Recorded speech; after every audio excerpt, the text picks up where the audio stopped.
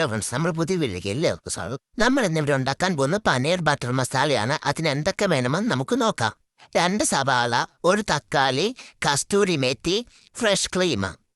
Main ingredient ആയിട്ടുള്ള പനീർ നല്ല കമ്പനിയുടെ പനീർ നോക്കിയെടുക്കണേ. ബട്ടർ, അൺസോൾട്ടഡ് ബട്ടറാണ് ഞാൻ എടുത്തിരിക്കുന്നത്. സവാള ക്യൂബ്സ് ആയിട്ട് അരിഞ്ഞതാണ്. അതിൻ്റെ കൂടെ തക്കാളിയും ക്യൂബ്സ് ആയിട്ട് തന്നെയാണ് അരിഞ്ഞിരിക്കുന്നത്. പച്ചമുളക്, ബേ ലീഫ്, ഗ്രാമ്പു, പട്ട, ഏലക്ക എന്നിവയും കൂടെ വേണം കേട്ടോ. ഇത് ജിഞ്ചർ ഗാർലിക് പേസ്റ്റാണ്. അതിൻ്റെ കൂടെ കശുവണ്ടി കൂടി വേണേ. ഒരു പാൻ അടുപ്പിൽ വെച്ച് അത് ചൂടായതിന് ശേഷം കുറച്ച് ബട്ടർ മെൽറ്റായി തുടങ്ങുമ്പോഴത്തേനും അതിലേക്ക് മുളക് പൊടി, മഞ്ഞൾപ്പൊടി, അതിലേക്ക് ഗരം മസാല കൂടി ആഡ് ചെയ്യുകയാണ്. ഈ 3 പൊടികളും കൂടി ഒന്ന് ചെറുതായിട്ട് ബട്ടറിലൊന്ന് മൂപ്പിച്ചെടുക്കുക. ചെറുതായിട്ട് മൂത്ത് തുടങ്ങുമ്പോഴത്തേക്കിനും നമുക്ക് ക്യൂബ്സ് ആക്കി വെച്ചിരിക്കുന്ന പനീർ കൂടി ആഡ് ചെയ്യാം. ചെറിയ തീയിലിട്ടിട്ട് വേണം പനീറൊക്കെ പിറക്കി വെക്കാൻ, അല്ലെങ്കിൽ പെട്ടെന്ന് അത് കരിഞ്ഞു പോകാൻ ചാൻസ് ഉണ്ട്. ഒരു വശം ഏകദേശമായിട്ടുണ്ട്. നമുക്കിതെല്ലാം ഒന്ന് മറിച്ചിടാം. എല്ലാം നന്നായിട്ട് മൂത്തു. നമുക്കിത് പാത്രത്തിലേക്ക് മാറ്റാം. ഇതുപോലെ ഒരു ഗോൾഡൻ കളർ ആകുന്ന വരെ മൂപ്പിക്കാവുള്ളൂ. അധികം ഇരുന്ന് കരിയരുത്.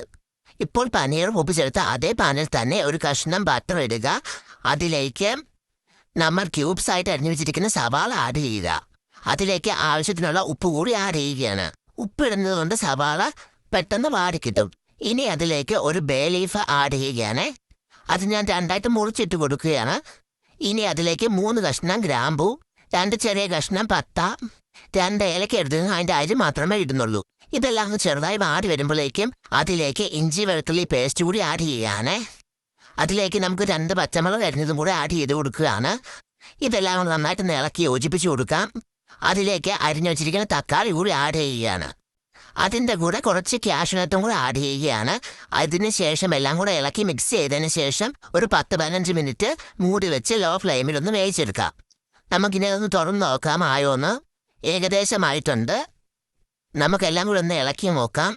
ഇതിലേക്ക് നമുക്ക് കുറച്ച് പൊടികൾ കൂടി ചേർത്ത് കൊടുക്കണം. ആദ്യം നമുക്ക് മല്ലിപ്പൊടി ചേർത്ത് കൊടുക്കാം. അതിലേക്ക് നമുക്ക് ഗരം മസാല കൂടി ആഡ് ചെയ്യണം. ഇനി ഇതിലേക്ക് വേണ്ടത് ചെറിയ ജീരകമാണ്. അതും കൂടെ ആഡ് ചെയ്ത് കൊടുത്തതിന് ശേഷം എല്ലാം കൂടെ ഒന്ന് മിക്സ് ചെയ്യുക.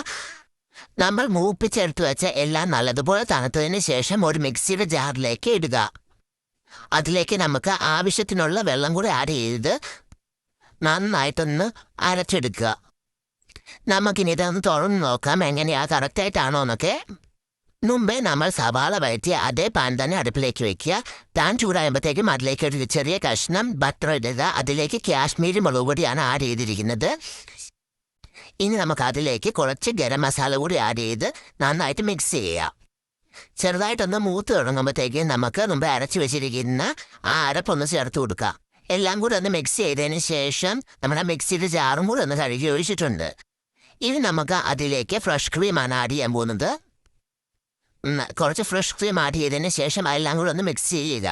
ഇനി നമുക്കിതൊന്ന് അടച്ച് വെച്ച് ഒരു 10 മിനിറ്റ് വെയിറ്റ് ചെയ്യാം. ഇനി നമുക്കിതൊന്ന് തുറന്ന് നോക്കാം എങ്ങനെയുണ്ടെന്ന്. തിളയ്ക്കാൻ തുടങ്ങിയിട്ടുണ്ട്. ഇനി നമുക്ക് ഇതിലേക്ക് ആദ്യം മൂപ്പിച്ചെടുത്ത പനീർ ആഡ് ചെയ്ത് കൊടുക്കുകയാണ്. ഇനി നമുക്ക് വേറൊരു പാത്രം അടുപ്പിലേക്ക് വയ്ക്കാം. അതിലേക്ക് ഒരു കഷ്ണം പനീർ ആഡ് ചെയ്ത് കൊടുക്കാം.